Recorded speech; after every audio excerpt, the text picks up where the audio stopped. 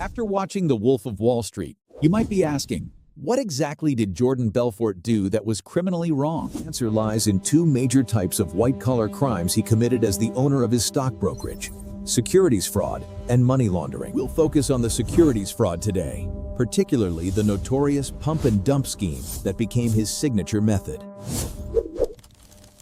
Essentially, this scheme used high-pressure sales tactics to mislead average, unsuspecting people. By pushing these junk securities, Belfort's brokerage collected hefty commissions.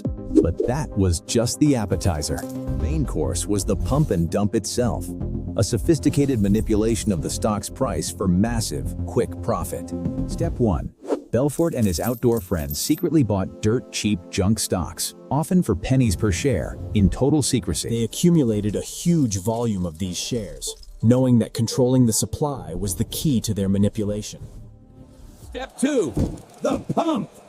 Belfort told his indoor friends, the Stratton Oakmont brokers, to hit the phones. They would call average investors the victims, convincing them they had stumbled upon an amazing stock opportunity. The more victims they brought into the scheme, the more demand was created for the limited supply of that junk stock. This artificial demand, fueled by misrepresentation and high-pressure sales, rapidly inflated the stock's price. This is the pump. The victims were completely in the dark. In the pre-internet age, they had no idea what the stock was truly worth in real time. They only saw the stock rising through delayed ticker feeds or by reading about the price increases in the newspaper. Crucially, victims also found it nearly impossible to sell their shares and cash out, which protected the scheme. Belfort and his brokers used high-pressure tactics to keep them invested, often buttering them up with promises of even greater future riches. After all, the only way for the victim to sell was to go through the same charismatic, persuasive guy who sold it to them in the first place. Now for step 3, the dump. Once the junk stock price rose high enough due to the artificial demand, They would dump their massive volume of stock onto the open market at the artificially inflated price. this sudden, massive increase in supply instantly overwhelmed the demand, causing the stock's price to instantly collapse. The victims, they were left in the dust, stuck holding a worthless stock that they couldn't sell because the market had vanished. Let's look at a simple numerical example to see the scale of the fraud involved. Belfort invested a modest $10,000 to buy 1 million shares of junk stock. At this starting point, each of those million shares cost him only 1 cent, $0.01 per share. Through the pump, his brokers mislead thousands of victims, raising the stock price dramatically. The price is artificially inflated until it reaches, let's say, $3 per share, $3. At that peak, he signals the dump and sells his 1 million shares at the inflated price. The sale results in a total revenue of $3 million. $3,000,000. Subtracting his initial $10,000 investment, the profit is $2,990,000. $2,990,000. That massive profit came directly at the expense of every single victim who bought into the scheme. This, in its clearest form, is the crime of securities fraud, the intentional misrepresentation to defraud investors. Belfort was not the first to run the pump and dump scheme, and he certainly wasn't the last. In fact, despite the digital age, these schemes are arguably even more prolific now, especially in the world of crypto. The internet and social media have only made it faster and easier for schemers to reach millions of potential victims instantly. The core mechanism, however, remains exactly the same. Buy cheap, create hype, sell high to those you fooled. Now, let's quickly revisit the money laundering part, just to clarify the connection. Once Belfort had the ill-gotten profits from the fraud, he couldn't just deposit millions in a U.S. bank account. Depositing it would immediately trigger regulatory scrutiny and alert authorities to the source of the funds.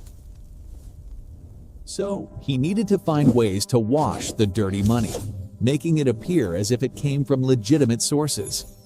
This involved complex international wire transfers, often using offshore accounts in places like Switzerland.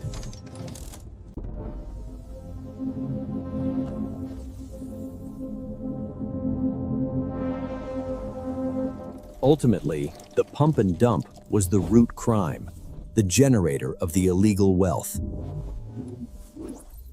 To summarize the pump, it's all about creating artificial demand that drives the price up dramatically. The brokers, the indoor friends, were essentially lying salesmen, pushing a product they knew was fundamentally worthless. The high-pressure sales tactics ensured that victims couldn't think clearly or do proper research.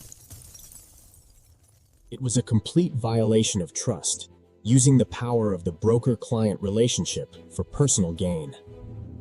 And to summarize the dump, it's the sudden, complete abandonment of the stock by the perpetrators. They didn't care about the long-term value, only the instant profit they could extract from the price spike. This left the retail investors, the average people, holding the bag of worthless shares. Let's look at the legal term for this specific activity: market manipulation. It's not illegal to sell a stock you own. It's illegal to orchestrate a scheme to artificially inflate its price before selling it. Belfort's business model was entirely predicated on this fraud. It was not a legitimate brokerage that occasionally made mistakes. Every single day, the brokers at Stratton Oakmont were committing a crime every time they picked up the phone. Think of the pump as the ignition, and the dump as the explosion that destroys the victim's investments. The fraud was carefully concealed under the guise of legitimate stock trading and market excitement.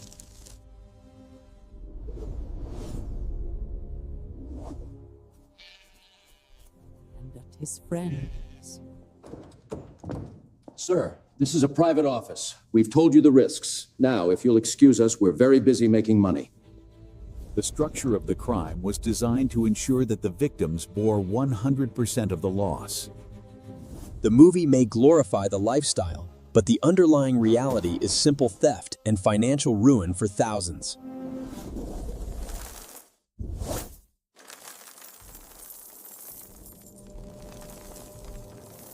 The pump and dump is an evergreen fraud, relying on one constant human element: the fear of missing out, or FOMO. The speed of the pump is crucial. It gives the victim a feeling of urgency to get in before the price skyrockets further. This is why the scheme often targets penny stocks, shares trading for less than $1. They are less regulated and have lower trading volumes, making them easy for the schemers to control and inflate. In the movie, the emphasis on high energy, aggressive sales is the visual depiction of the pump in action. The excitement and perceived success mask the underlying, deliberate theft occurring at that very moment. The entire process demonstrates how greed, combined with a lack of integrity, can turn a simple business into a criminal enterprise. And while the story is compelling cinema, it serves as a powerful reminder of financial fraud. A final note: the recent GME surge was a very different mechanism, known as a gamma squeeze, not a classic pump and dump. The GME event was largely designed to hurt the institutional firms betting against the stock, rather than defrauding retail buyers.